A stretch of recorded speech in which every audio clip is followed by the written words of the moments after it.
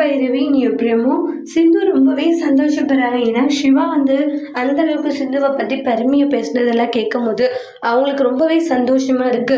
Doctor என்னை இந்த அளவுக்கு நேசிக்கிறாரு, எனக்காக இவ்வளோ இறங்கி பேசுறாரு எல்லார்கிட்டையும் நினைக்கும் போது மனசுக்கே அந்த அளவுக்கு சந்தோஷமா இருக்குன்றாங்க. சீக்கிரமா வந்து என்னை ஏற்றுக்கிட்டா போதுன்ட்டு ரொம்ப சந்தோஷமா இருக்காங்க. மகா ரொம்பவே கோவமா இருந்துட்டு இருக்காங்க. உடனே வந்து அத்தை வந்து சாப்பிடுங்கன்ற மாதிரி சிந்து கூப்பிடவும், ஏய் சிந்து வாடிங்கன்றாங்க. சொல்லுங்க அத்தை, என்ன விஷயம்? உன்னால என் புள்ள இன்னைக்கு ஐஷுவை அடிச்சுட்டான், அதுக்கு காரணம் நீதான்றாங்க. நீங்க பாருங்க அத்தை, நான் எதுவும் பண்ணல. ஐஷுக்கு நான் கொடுக்க வேண்டியதுதான் அது. ஆனா என் புருஷன் கொடுத்துருக்காரு. ஆனா என் புருஷன் கொடுத்த மாதிரி நான் அடிச்சிருக்க மாட்டேன், அட்வைஸ் பண்ணியிருப்பேன். ஆனாலும் ஐஷு கேட்டிருக்க மாட்டா.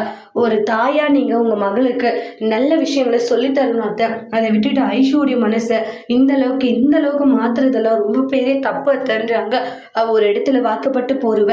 அவளுக்கு வந்து இந்த மாதிரி எல்லாம் ஒரு புத்தியை சொல்லி கொடுத்தா அவ எப்படி இருப்பா சொல்லுங்கன்றாங்க. ஹேய் என்னடி எனக்கு வந்து புத்திமதி சொல்லிட்டு இருக்கியா?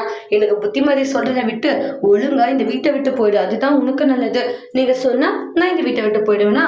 கண்டிப்பா இந்த வீட்டை விட்டு போக மாட்டேன், நான் இங்கதான் இருப்பேன். உங்களால என்ன முடியுதோ, ஒருவேளை உங்களால என்னை வீட்டை விட்டு அனுப்ப முடிஞ்சா தாராளமா அனுப்புங்க, அதையும் பார்க்கலாம் அப்படின்ட்டு சாம மாசம் சிந்து சவால் விட்டு போறாங்க.